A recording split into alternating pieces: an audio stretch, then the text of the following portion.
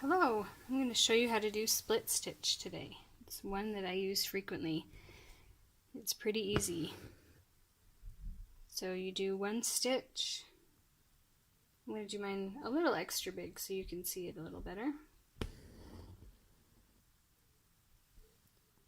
And then you're going to come out ahead, kind of like a back stitch.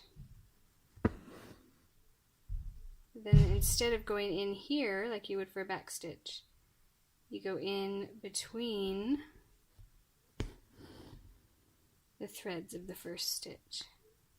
This creates a really nice smooth line. I like to use it for lettering, for outlines. It's just very clean, smooth, and easy. I'll do one more stitch and then I'll show you a few places that I've used split stitch. So this whole thing is basically split stitch. There's a few French knots, there's a few straight stitches, but for the most part all the lettering, all the outlining is split stitch. This one also, the lettering, as well as these stitches on the thicker stems are split stitch.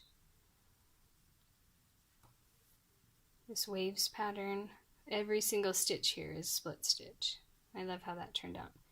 These, by the way, are all available in my shop, A Lively Hope, on Etsy. Split stitch on the letters, as well as on the stems here. This one is split stitch on the stems. I'm sorry, on the trunk.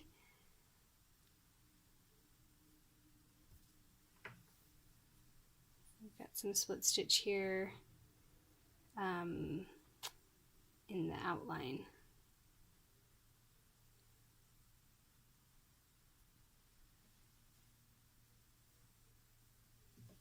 As well as on this